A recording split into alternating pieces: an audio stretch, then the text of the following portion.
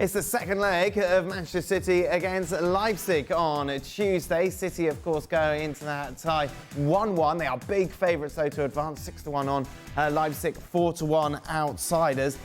Interesting, over the last 24 hours, we've heard from both Kevin De Bruyne and Pep Guardiola. This is what De Bruyne had to say on his recent form. Remember, he hasn't featured as much as we would expect, started on the bench again at the weekend. Obviously, people have a different standard for me to a lot of players. It's just what it is. You know the stats. I've created the most in the league and have the most assists, and I've not even played 4 or 5 games. To me, it's the same. I've been doing the same thing for 8 years and 15 years in professional football, so I'm feeling fine. For the first time today, we heard Pep Guardiola open up a little bit more about Kevin De Bruyne. Wow, we introduced Mario and Jan with us as well. Stevie, this fascinates me, because basically what he wants to do, he wants Kevin De Bruyne to simplify his game, and as a result, he'll get better as a player. He's not bad at the moment, is he? Yeah, I don't quite get where the psychology of this is coming from. I'm not so sure that any player likes being dissected in public, even though he's trying to make it come across as saying how fantastic he is. But there's still criticism going on there, and I guess the only reason you would criticise any player, never mind maybe your best one, is to maybe kick the bear, get it going again, liven it up. But it just seems a strange way of going about it. I think if I was wanting to irritate Kevin De Bruyne to get him playing, I would maybe do it in public and look him in the face. Do it in private? Yeah, sorry, privately, yeah, not publicly. And look him straight in the eye and just say, look, hey, you ain't doing it. Why are you not doing it? And then you'll get the reaction that he's looking for. So I think it kind of, I thought the message was strange. He's so good, but he's not playing. It's weird. Mary, you're surprised this has become public? Yeah, definitely. I mean, what Stevie just said, I totally agree with it. Because, you know, you also have to have the trust. This was like one of your best players in your team for so long. Until you start jumping and changing. I mean, what is it? The last 7 games, you put him 3 times outside it. So people are going to question it. Of course, he's going to get that question. He's prepared for it. And he has enough experience to answer those questions. But on the other side, it's Kevin is sitting there. You can, even as a player, he might not come out. And we're going to judge Kevin in a way because he always puts his standards that high because he was performing like that. And he still is. But the only thing is that Pep doesn't agree with certain things that he's doing. But still, we have to understand that you come in a team, and in a team, this happened before in any team. You know, it's always like when the iconic player gets to the top, and there's a moment where the coach is like the disagreement with him. But you still got to be careful because the group can be affected by it if the group also doesn't agree. So sometimes you need to have that private conversation. And you as a player need to do it, but also as a team, Pep needs to do that. And I hope he did it. Yeah, maybe he had that private conversation, didn't get the reaction he wanted, hence he's gone public. Well, yeah, I'm a big fan of Kevin De Bruyne. I follow him in Germany, of course, and he's a great player, one of the best in the world at his best. But we also have to be quite honest. During the World Cup and after the World Cup, that is not the Kevin De Bruyne that we have used to see. He has put the target very high. Yes, I can see the numbers. He's doing still some assists, but that is not the Kevin De Bruyne that we used to say that was world class. And I'm not 100% with the boys. I think that, first of all, I think that this has been done privately. I think they've spoken about this, and then you're using that kind of message in the media to put a bit pressure on him, saying that this is not going to be done public. In the moment you put him on the bench, that is public anyway, that you don't rate him as highly as you did before. So I think that Pep Guardiola is looking for the right way to get to him. I've seen Pep Guardiola winning games being mad. I've seen him lose games at Manchester United when he was so pleased with the team and everything was okay. And other games, he took out 3 of the youngest players, and they're the only ones I can trust. So I think that Pep Guardiola just looking for the right way to get Kevin De Bruyne not from a good Premier League player into a world-class midfield player that we are so used to see. Does he play against Leipzig on Tuesday? I think he does. After all this nonsense, I think he does. And I think we can all agree, we may have different perspective on this, but we can all agree that Manchester City are a better team and more goal dangerous, consistently more goal dangerous when Kevin De Bruyne is on the field. Even a lesser version of Kevin De Bruyne still makes Manchester City more goal dangerous than not being on the field. The thing that I thought was interesting of all the comments that Guardiola mentioned there is that he wants to improve his level of activity. And that, I think, is the message. If you remain active over the course of the game and you do the basic things, then all this talent takes over and all the big passes are going to be there regardless.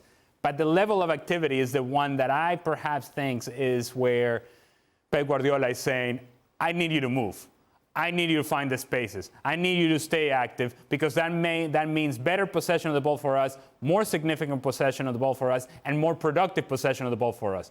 So it's not just about finding the beautiful pass that everyone is going to talk about. I want you to complete the little passes so that then that big pass opens up. So that then that pass that separates you from the rest opens up.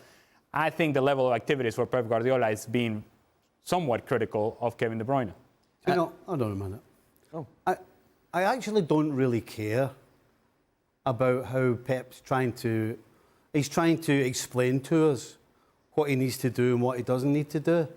I am sorry. There is not a player born that wants his manager to cut him up and say he's not doing things on the field. I'm sorry. There's not one player alive. It's getting on your skin a bit, Steve. Absolutely, it is getting under my skin. I don't know one who wants their manager to sit in a press conference in front of everybody and Man City goes round the world and say, this guy's not playing well, this guy's not doing this guy's not doing that. There's not a player alive that wants to publicly have that aired out. I think it's completely wrong. And listen, he may be a great coach on the football field, but clearly, psychologically, in my opinion, that is an absolute and utter no-no to do that to one of your players. Not, in fact, your best player. Do you agree, Mario? Yeah, because Stevie, imagine it will go the other way around. We will go crazy. We'll be in trouble as an individual. Imagine you're a player and you have a go at your coach. You're not allowed to do that too. And you know you're going to lose the battle. So you have to do it privately. I am not the public guy. I hate when people go public. If I was Kevin and my coach goes public, I would definitely go in the room and say the next morning, can we talk? Why? Right. Because if I had a go at him, I guarantee you he will call me in and say, like, why are you talking about me? Why are you saying this that happened in the group? I don't want you to do that. No, I totally agree with that. I think when it's an individual criticism, we only have advantages when we do it privately. In the group, you can have a go at me. You can scream at me. You can do whatever you want. But don't do it when it comes to outlets and our media, whatever you want to call it. Don't do that. Keep that in the group. And by the way, just so everybody's clear, just because he does it privately doesn't mean it's okay to do it publicly as well. So let's get that. But maybe he did it privately and didn't work, so he's just in his last chance saloon, basically. He's just trying anything now to get a reaction.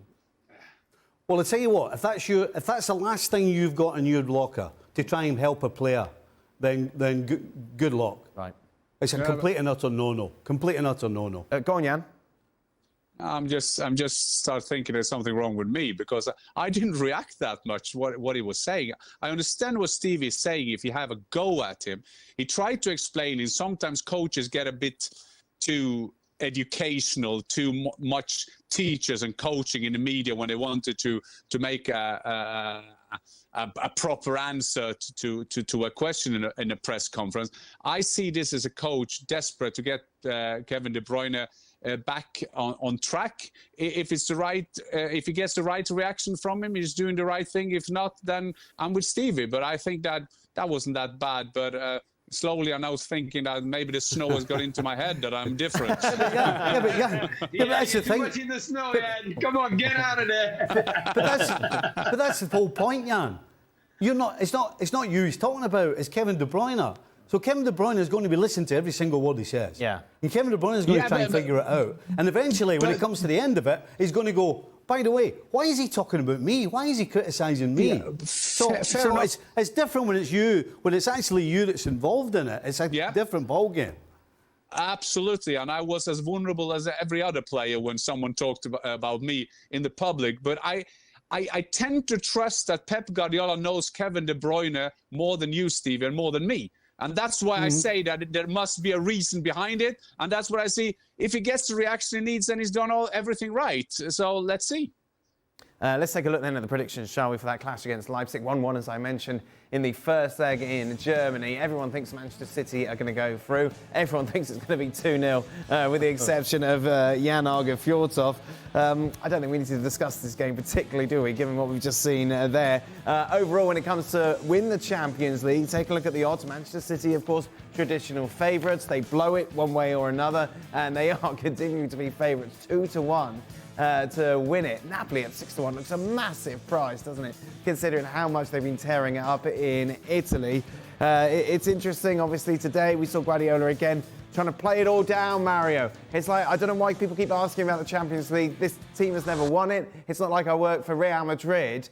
But we know the expectations, we know the money, and we know what Pep Guardiola brings. Inevitably, you're going to be asked about the Champions League, and it is going to be a litmus test of his success, isn't it? He's super intelligent. We're talking about this situation too, before, but now the Champions League, Pep wants the Champions League. Look, he can say it. I said it a couple of years ago already when I spoke about him. I said, look, Pep won it first. You come to England, you win the league, you set up the team, you get the players, you get the individuals that you want to make sure he can dictate the league. Okay, he did that. Now it comes down, what's next? Why I say that what's next? Because we have to remember, Pep is a high achiever.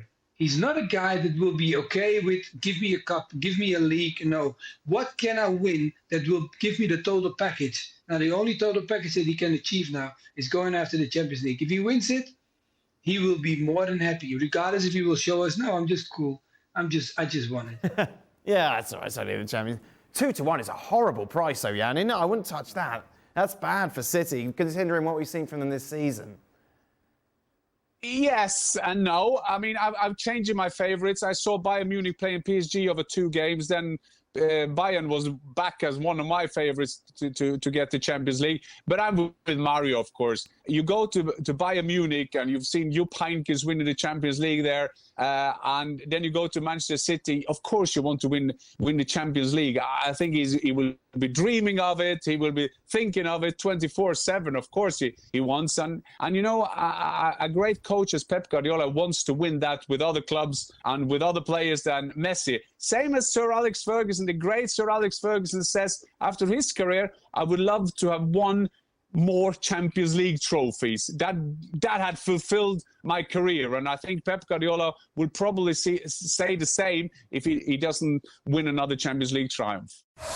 Well, thank you very much for watching ESPN on YouTube. For more sports highlights and analysis, be sure to download the ESPN app. And for live streaming, premium content, and let's not forget as well, ESPN FC 7 days a week. Subscribe to ESPN Plus.